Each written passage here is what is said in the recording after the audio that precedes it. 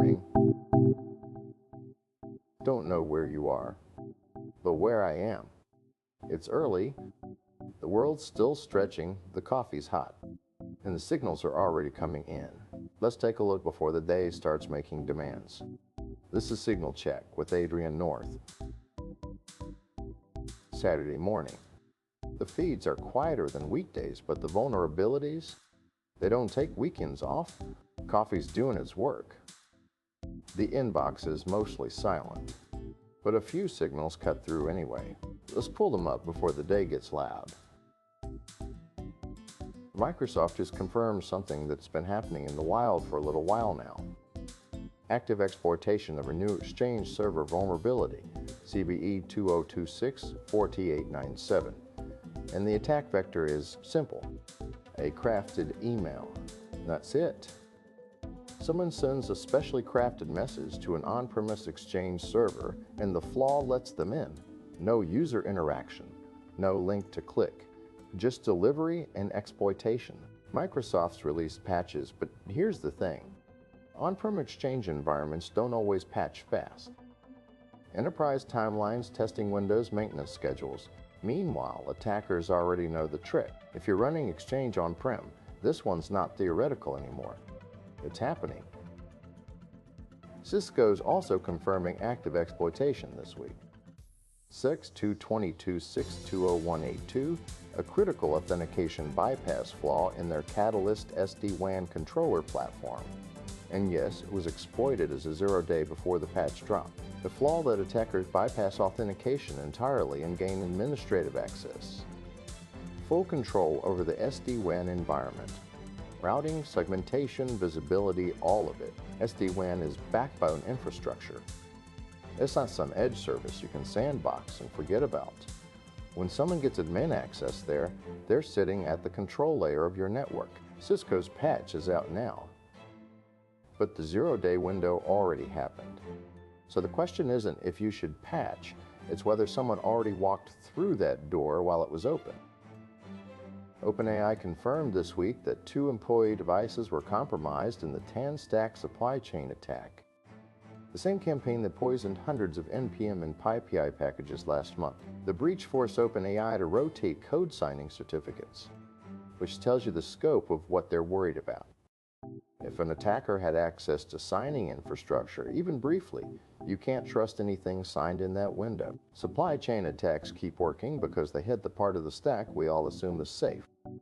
Trusted libraries, signed packages, developer tools.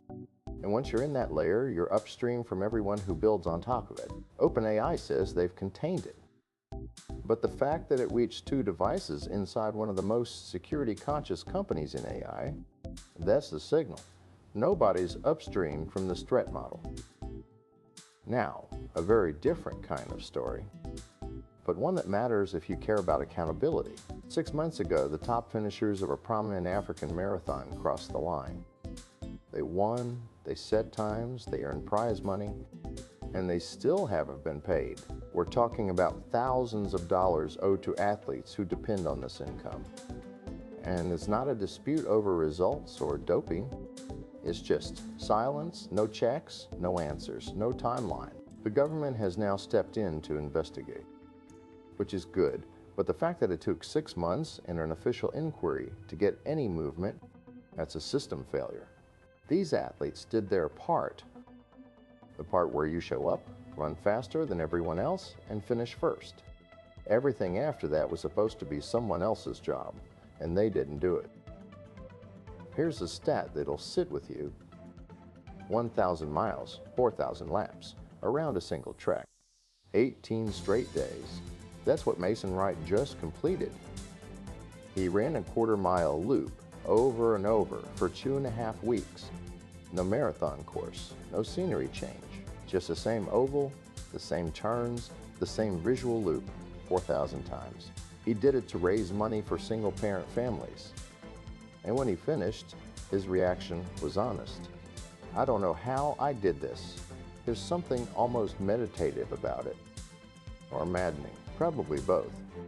But the repetition is the point. It's not about the distance as adventure. It's about showing up to the same loop again and again, because the cause is worth it. Endurance isn't always about going somewhere new. Sometimes it's about staying in the same place and not stopping.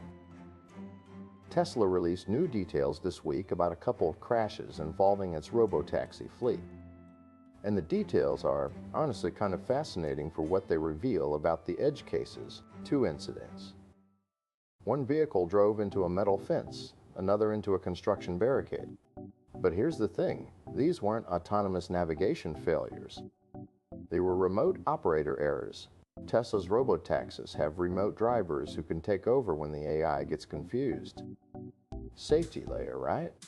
Except in both cases, the human operator, driving remotely, probably on a screen with limited depth perception, made the mistake the AI didn't. It's a reminder that human in the loop isn't a magic fix. Remote operation introduces its own failure modes. Latency, screen resolution, spatial awareness through a camera feed, the psychological load of monitoring something that's mostly autonomous until suddenly it's not. Autonomy is hard. But you can find every have for systems like that's autonomous 99% of the time. Turns out both modes fail in their own weird ways. That's Signal Check for today.